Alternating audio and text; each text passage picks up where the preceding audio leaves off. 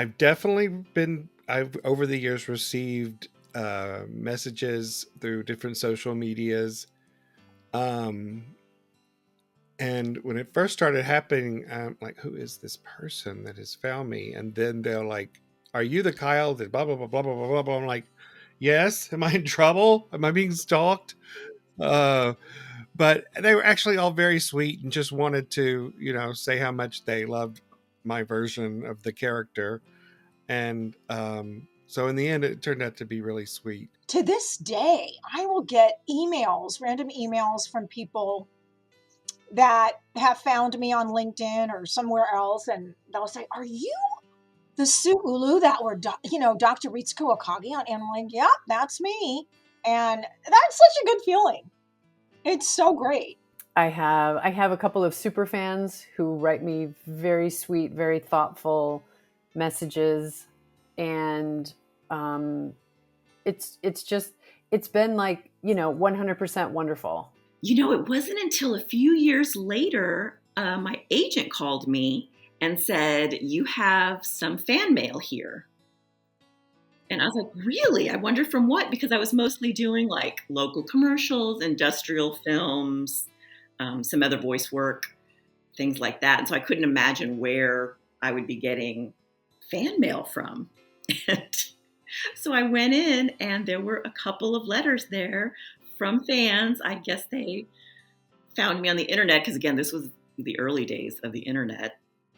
And there were some very lovely letters saying that they were fans. They wanted an autographed photo if I could send it to them, and that they just loved Evangelion. And I was like, what?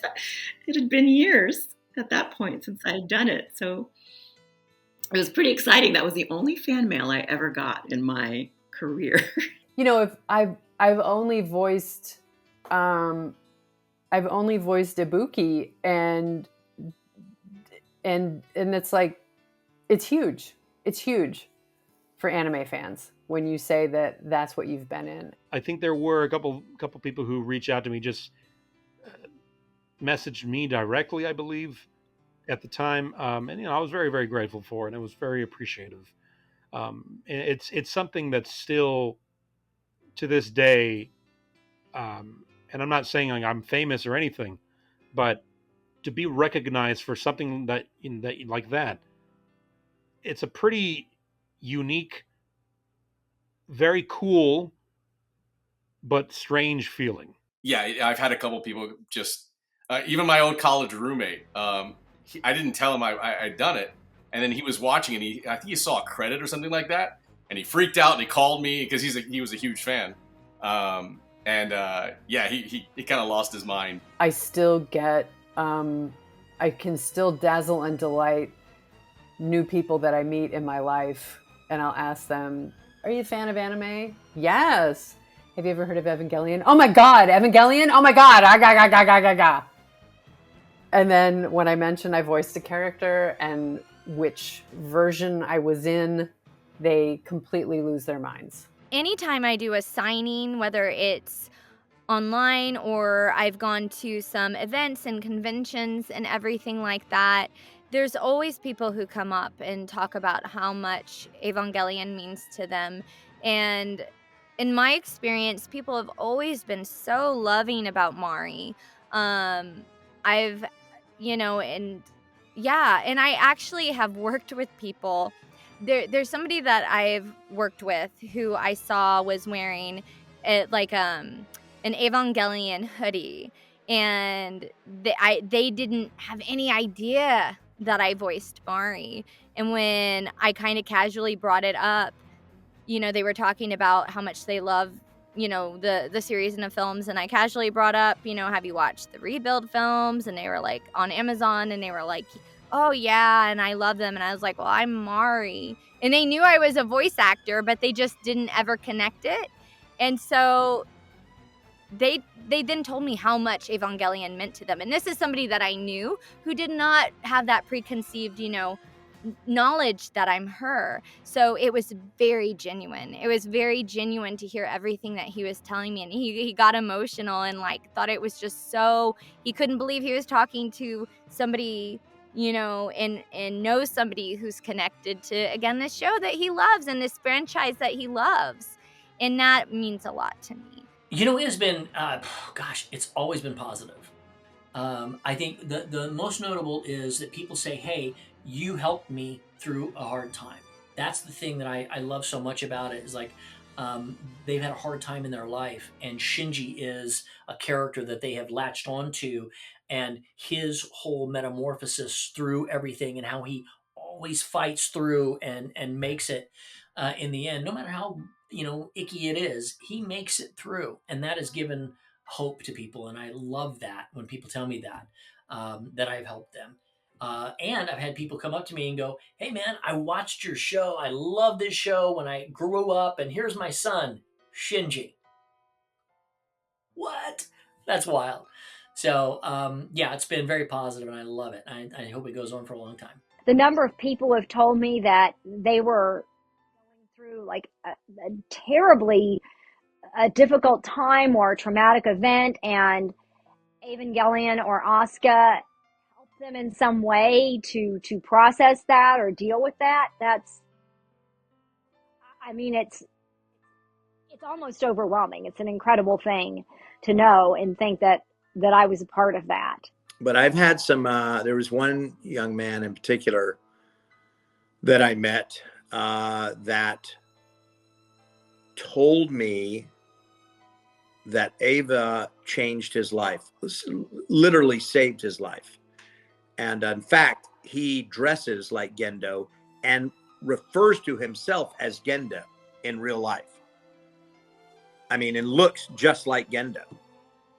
But he told me that, yeah, he was, in a bad place and hurting himself and didn't want to carry on. And then he watched Evangelion and somehow identified with Gendo, and that turned things around for him and literally saved his life. And, that was a very poignant moment for me in my career, because it made me realize how important these characters can be to people, and not just Gendo and not just Ava, any of it. I'm really grateful for every single one of the interactions, to be totally honest with you. A lot of people have said this show saved my life, and that's a heavy thing to tell someone. That's a heavy, thing to hold. And I'm so grateful that, that people open up to me like that. I'm here too for them. Like Evangelion was there for them, and I'm here for them. And I'm so happy that they're still here with us on this earth. And I'm so happy that they are, that they've kept fighting, and that's what I tell them. I hug them and I say, never forget that. Like, you always keep fighting, and, yeah, I'm just really grateful. That's all I can say is, and the Evangelion community has been, it's people from back in the day that now they have their own kids. Maybe they have teenagers watching Evangelion. So it's like, it's all different age ranges. It's people that watched it, in the 90s. It's people that just discovered it during the pandemic. It's kids that are 14, 15 years old now watching it for the first time. It's all age ranges, and it's all types of people. And I'm so grateful for every interaction. It's one of the biggest honors of my life. It will always be one of the biggest honors of my life. These days, if I'm at a convention or something, I've always got the characters I'm playing right now will be on a banner behind me, and then I'll have another banner of a lot of the stuff I worked on with ADV and the older shows. And on that banner has got Evangelion, and you can see it pretty well. And sometimes I'll have someone go, "Oh, what'd you do on that?" When I first started going to conventions, that was kind of the fun bit, was people going, "Oh, you were Toji?" Everyone's there to see Rei. Everyone's there to see Shinji. Everyone's there to see, Asuka. So I'm happy to get the wake of Ava, but I'm always surprised when people bring, there's some posters that have Ava on them. There's some box covers that have Ava on them, and I'll sign those from time to time. People are completists. They want that thing or I'll sign cards and stuff like that. I remember at the time being like, people are going to be mad. People are going to be mad that some random is here filling in this spot. But I went to a con and a guy, it was me and Tiffany. We were the ones working this like autograph line. And a guy brought a pen shitajiki, like a pencil board, and he wanted me to sign it. And I like was having a whole crisis right there at the table. And I was like, I can't sign this. I can't sign this. And Tiffany like took me aside off to the side of the table. She was like, you did the work. Sign the damn pencil board. And I was like, okay. So I sat back down. I took it. I signed it. I told him thank you. And I had a great rest of the day. But she was just like, if you do the work and they ask you to sign it, you sign it and you let them go off happy. That's what they want. So I was just like, all right. She's the greatest. You know, I think we did like a showing. We rented ADV Films rented out a home movie theater, and you know, here in the Houston area, and had a showing, you know, for one of the episodes there, and it was completely packed. And we did a bunch of, you know, fan photos and things like that afterwards. We actually did that multiple times, but we didn't rent out the theater. What we did was there's a chain of movie theaters called the Alamo Drafthouse doing an anime night, and they would show an anime. So when they opened in Houston, they immediately like, hey, we would like to do an anime. So we became a regular sponsor of the anime night and would shows almost every week. And the basic deal was they're free, come in and watch, just enjoy, and Alamo makes their money off the sales of food and drink, and we get advanced reactions on the shows and so on. One of the ways I found out how big Ava was we were on our honeymoon in Greece, and I forgot what thing we were looking at, but it was, you know, Agamemnon's tomb or something that a lot of people go to, tourists from all over the country. And I don't know if Amanda saw these two young ladies that they might have had like a nerve tag or something on their backpack or something. And she was, oh, you know, Ava. And they didn't speak hardly any English, but they could understand us enough. And she's like, you know, I played Ray in the American version, and they were like, their eyes got huge, and they posed for pictures with. And she's like, you know, I'm not the Japanese voice that you've heard. You've probably never heard my voice. They go, doesn't matter. You were Ray. You're the biggest thing in the world to us. So they took pictures. She signed autographs. So somewhere there's Japanese tourists from 27 years ago, now that we're about to celebrate our 27th anniversary, that was when I knew. I mean, just on a global scale, how big it was. Obviously, they're from Japan. It was huge there. But the fact that they wanted to be associated with her based on being involved at all. You know, she could have said, I'm the guy who puts the, you know, does the artwork for the boxes, and they would have taken pictures, I think, you know. So back in the day when, whatever, you called on your Apple phone, they used to ask your name. Like, who am I speaking to? But you used to have to talk to them, right? And I was like, but Allison, and I'd been waiting. And I was like, Allison, you don't give them their last name. I said, my name is Allison. And he goes, okay. And he said, what is it? I said, well, oh my God, I started to, and I was telling him what the problem. He goes, oh my God, ma'am, I'm so sorry. Can you hold on for 1 second? I'm like, oh my God, yeah. I've been waiting for like 20 minutes already. I was like, holy shit, what are you doing now? And this guy comes back on about 3 minutes later, and he's like, ma'am, at the risk of losing my job because we are being recorded, I'm going to ask you one question. And I was like, okay. And he was like, does your last name happen to be Keith? And he was like, started like this. And I go, what the hell? And I said, well, yeah. I said, what? It's on my bill. And he goes, no, ma'am. And he goes, can you hold on for just a minute? He sounded like he was crying. I was like, oh my God, what the hell is happening? And he goes, ma'am, my name is so-and-so. And he was in Minnesota. I'll never forget it. Minnesota, I guess, was the office he was working out of. And he brought the phone and he put me on speakerphone. And he goes, oh my God. All my friends were in the lunchroom, and they were having lunch, and they were like, are you by chance the voice of my son? I was like, oh my God. I said, shut your face. And they started, I said, yes. And so they all said, hi, Miss Allison. And so it was a whole room full of guys that worked at Apple iPhone, and they recognized my voice from calling in for a problem on my phone. That was amazing. There was a particular time I can remember where I got recognized in public because of my voice. which does sound really, really close to Oscar most of the time. Naturally, I have the best qualifications. So I was at Half Price Books with Matt, and I was standing. I don't think he was buying anything because Matt wasn't immediately standing with me in the line or something. But I'm standing there, kind of waiting in the line, and I heard somebody say, "Hey, Tiffany." I turned around and I didn't see anyone that I knew, and I thought maybe I was going to see somebody that I'd worked with before. Maybe it was somebody that I'd gone to high school with, or something like that. And so I'm looking around for, well, who just said my name? And so it was a guy, and he asked if I was Tiffany Grant, and I said yes. And I asked him, I didn't recognize him, so I was trying to figure out how he knew me.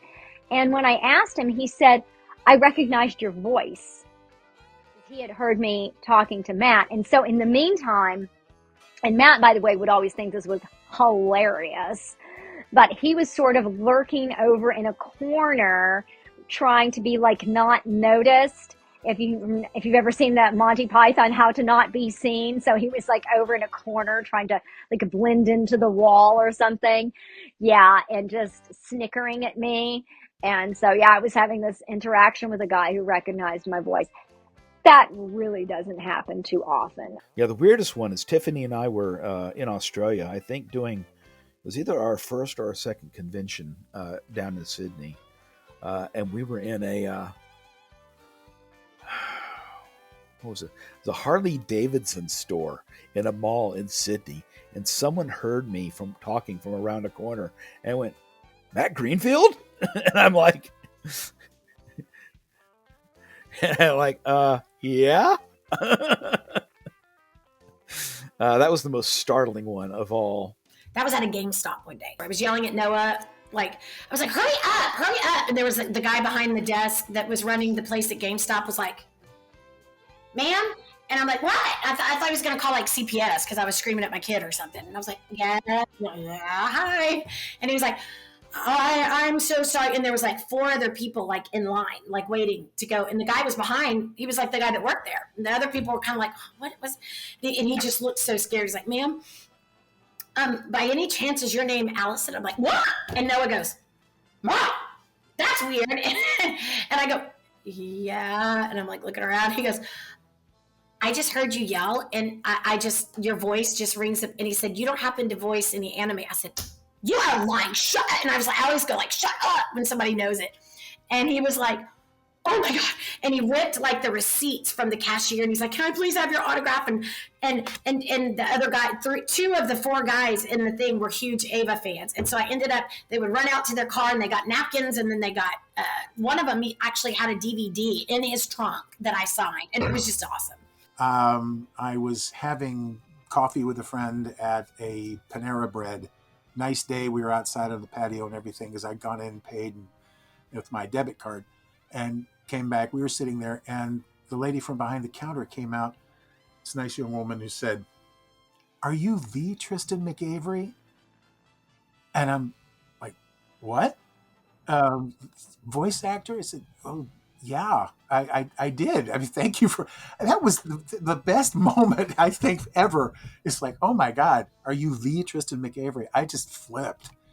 It's funny. I've run into my relatives, my cousins who I grew up with. Their kids are into Ava, and one of my cousins I had not connected with in years. She friended me on Facebook about 10 years ago and said, "My daughter will literally go out of her mind that I'm friends with Shigeru Aoba." Like, she even used the whole name Shigeru Aoba. I'm like, wow, even the mom knows the impact, I was at a concert a couple of years ago, I think. And my friend and I, he brought a couple with him that I did not know. And when I started talking to the woman who I'd met that evening, he started talking about her kids and how this one was into anime. I'm like, "Really? Wow." I said, "Well, is your kid into Evangelion? Does he even, know that?" And she goes, "I don't know. It was before the concert." She texts her kid. And he says, "Yeah, I love Evangelion. It's really great." And her mom's text back and says, "Well, I'm with Sue Ulu." she's Dr. Ritsuko. And she's like, what? And that was so cool. We took a selfie and we're texting back. It just feels really good. It's fun. It's like being a little mini celebrity once a year. So my son Noah just walked in. Noah, say hi. One of my funniest stories, just real quick, can I do a side note story? He's going to be a junior in college in his first freshman year. He plays baseball in college, and he never watched it very much, and until he realized in high school people started wearing Ava shirts, he was like, Mom, just get, and then they're like, shit, because I didn't always use ship. I added that part of my last name kind of later in, and hyphenating it, and they're like, Noah, there's no way, right? Because I guess they would do some of the research, and he was like, well, yeah, dude, that's my mom. Well, a lot of them, the craziest part is like some of them have been on his baseball team. Some of them have been in junior high with him.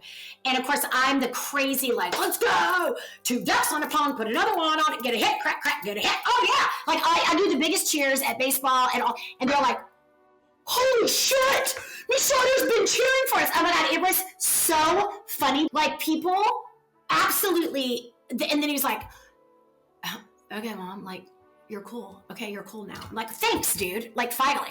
And then but going back to his college, his baseball team somehow found out in the middle of one night, and they were playing poker and drinking, and the entire baseball college team of Blinn called me and was like, we love you, Misato. Like, a bunch of them knew, and Noah was like, Mom, I had no idea how many people watch this. Anyway, it was funny. I have a dear friend who is a college professor, and when his students who are, college age, when they mention that they love anime, he says, are you familiar with Evangelion? And then they lose their minds, like I just did earlier. They lose their minds. And then he says, one of my best friends is a voice in Evangelion. And then they lose their minds, and then they treat him like he's a god.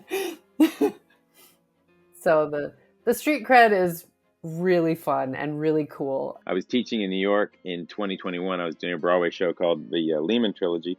And the kids were very nice, and we were doing a trial of Robespierre, putting Robespierre on trial, French Revolution. And, they were enjoyed what I was doing, I think. It was fine. Teenagers are always tricky. It's not their fault. It's a tricky time. It's tricky to be human. And one of the young women came in an Evangelion shirt. And I said, oh, Evangelion. She goes, yeah, why? I said, oh, and I just sort of I didn't even use all my consonants. I just kind of said, I recorded some of the voices for it. And they lost their minds. And it was so crazy to think that, 30 years later, or at least in that case, 28 some odd years later, that it's that big still. You know what I mean? And if I had said, but I was also in Cabaret on Broadway, they would have been like, what's a cabaret? Sometimes people younger than me will look me up. And in fact, I was taking a class. I live in Austin, Texas. Now I was taking a class at Austin Community College, a writing class, and a recent high school grad looked on his phone. We were talking, and all of a sudden he said, you were on Evangelion? So in 2015, I started working for an IT company. Doesn't matter the name, but they were a pretty big IT company, and I was like the regional sales manager for that company. And I guess I told somebody, because they would have these little pops on there, and some of them had Evangelion pops. Again, these are like the guys that worked behind the desk, answered the calls, and helped people fix their computers, right? So occasionally they would come to my office and they would be like, hey, Joe, listen, is it true? I heard a rumor. It's probably not true. Is it true you played Toji in Evangelion? I'm sure it's not true. And I'd be like, yeah, that was me. He'd be like, oh my God, do you remember the scene where they would like go into the whole thing? So it was kind of funny, because that's when I realized, and that was think about it, that was like 15 years later, more than that, like 18 years later, people are still hearing that I did something, having little figurines, having little pops, and came to me and would tell me, oh my God, I didn't know that was you. That was like super cool that you're able to do that. I'm at my job at the office, and this was probably somewhere between 2006 and 2010. And in the office, we would use instant messaging, whatever app that was at the time that the office paid for. and I get an instant message from a coworker on the other side of the cubicle wall, and it says, "Hey, Sue,